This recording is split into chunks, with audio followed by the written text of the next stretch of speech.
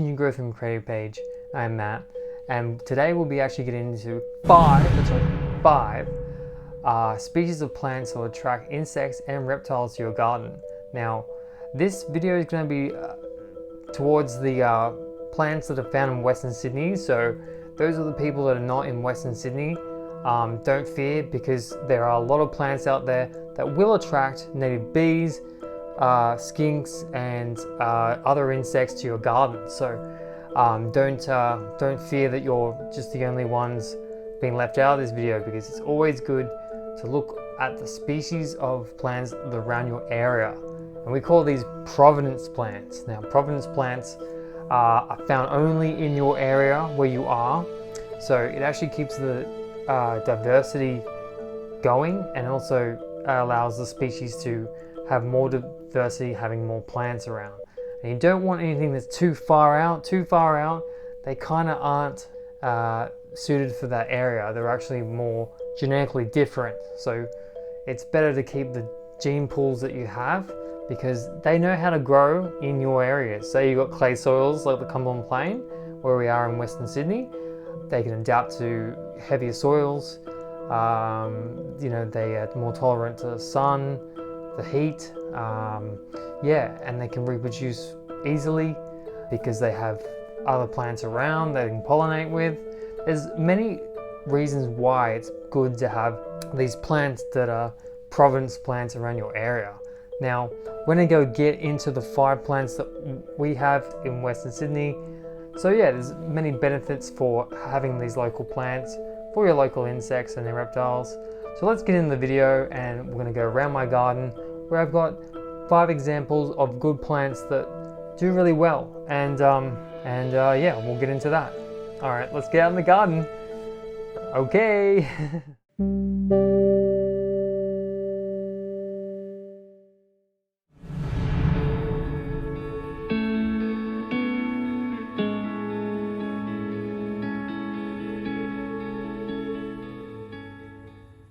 Let's take a look. I'm in the garden right now, so let's take a look what's in here. So our first one, number 1, let's take a look in here, is Scaevola. Now, Scaevola is a very good plant. It is very good at attracting native bees, and they have these flowers here. There we go. These fan flowers. It's actually common name is fan flowers. Got some 5 petals drooping down there, and you can see it, when an insect lands on that, opens up the flower, and then the pollen is put on top where the stigma is. So it's like a little landing pad for the bees. So yeah, blue-banded bees like them. I think I've seen the teddy bear bees at them. So a few other insects like these as well. I've seen wasps. They're nectar-feeding wasps and stuff like that. And I've had this not very long, like a week or 2. Oh, look at that. There we go. There's a caterpillar for you. So definitely attracting some insects in the garden as we speak.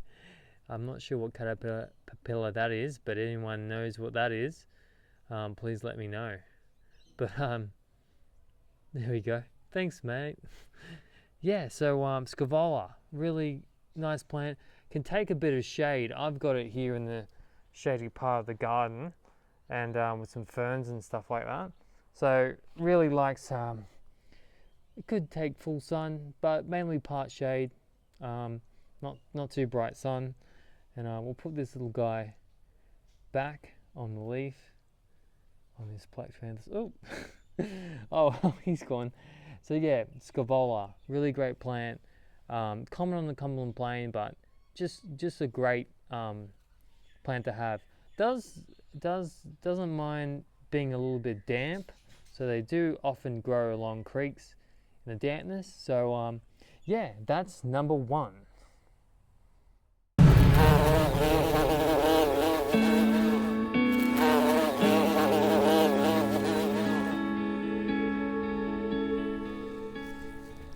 So species 2, we have Themata triandra. Now, Themata triandra. Gotta say that right. This is actually kangaroo grass. Now, kangaroo grass was very common in the Cumberland Plain. There was large swathes of it, but unfortunately there's only a few remnants of kangaroo grass. So it actually provides 13 species, butterfly species. It's actually a host plant for these 13 butterfly species. So their larvae, I think, use this plant to eat for a food source. So it's very important that we have these in our garden. It's a nice grass. It's got the bronzy flower heads that turn once they mature. So it's a beautiful grass. It attracts a lot of other insects. Ants will eat the fruit, the seeds, I should say. So yeah, it's really important to the butterflies, but also does actually provide a place for grasshoppers to be in. So I've had some grasshoppers come into the garden since then. We can hear them chirping away at night. So it's a good thing to have. Grasshoppers, they obviously is a good food source for birds. So just another thing to add. So yeah, Thermid australis, I mean Triandra. Yeah, so easy grass to maintain. Cut it back every 2 to 3 years just to keep the growth coming back new and fresh. And yeah, so that's number 2.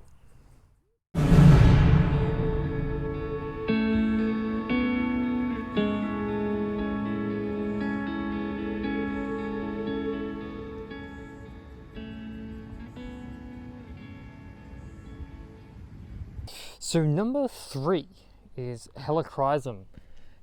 This is Helichrysum. It's the yellow buttons as the common name. It's part of the Asteraceae family, the daisy family, and it has these little compound little clusters of flowers in this round cylindrical head, and they're really small little tiny little flowers packed in there. So they're great for butterflies. Butterflies love them. This is where I planted them here. It's actually, they're quite hardy on the street, and full sun here. I did mulch, so it does keep a bit of moisture in, but they've been really good. I've only had it in here for like 2 months, and they're going off. So there's another one over here. I thought it died and it's come back. So yeah, the hairs on the foliage, as you can see here, hairs on the foliage, and see the fuzzy hairs all over the foliage.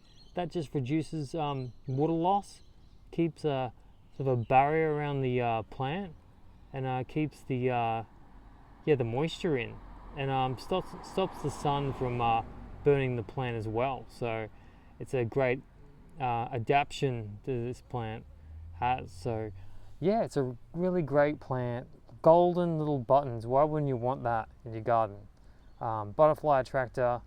Just an awesome plant. Hardy, drought tolerant, easy to grow, and yeah, doesn't get too big. So that's number 3.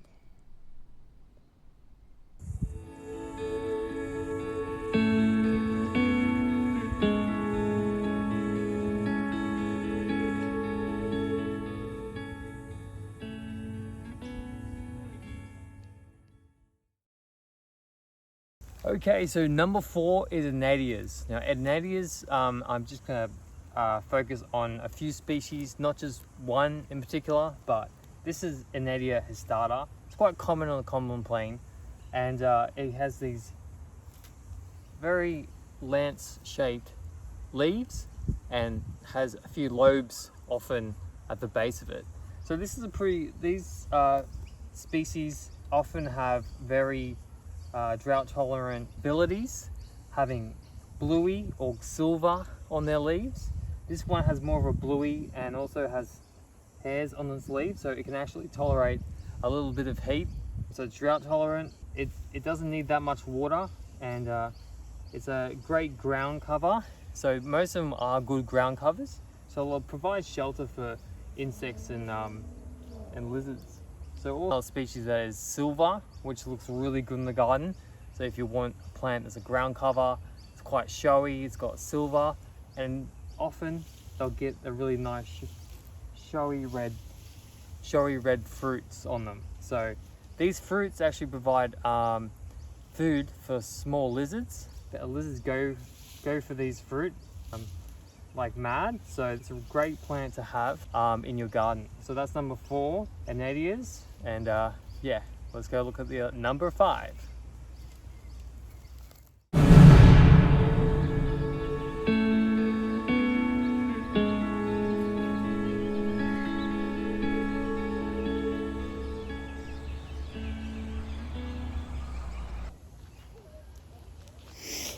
So, number 5, our final one. Now, acacias or wattles, as you may call them, are really good at attracting pollinators, attracting birds too. Birds will go for these. Yeah, honey eaters will go for these and stuff.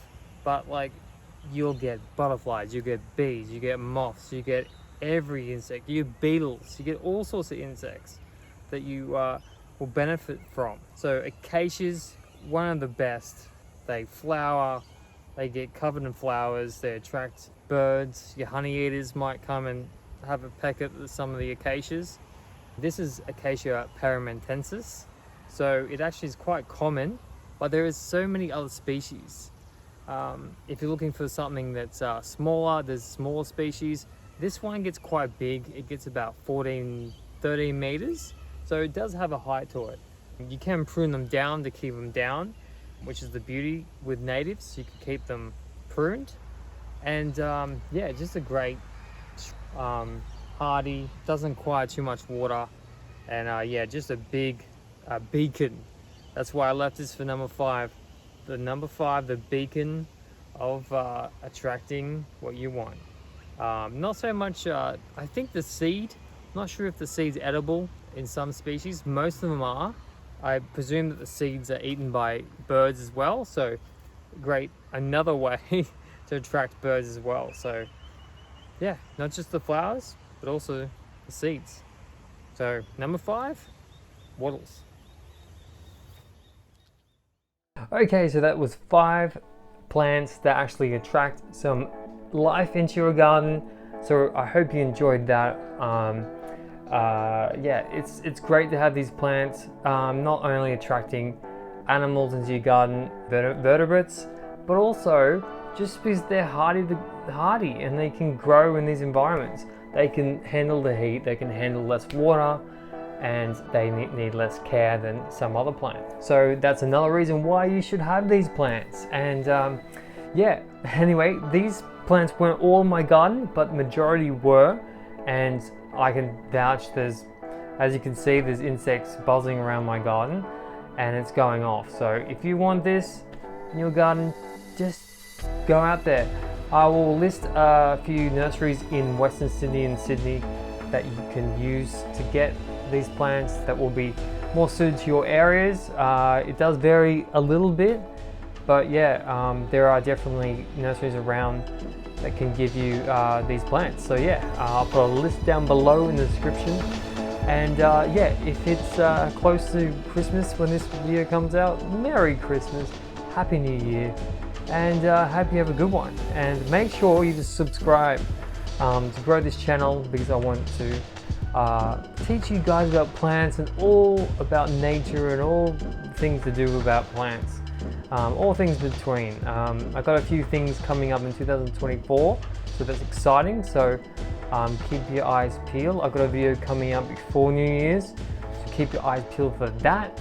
So anyway, hope you go out there, get some plants, get them growing, get all those insects going, and spread some diversity around, because life without diversity is a bit boring.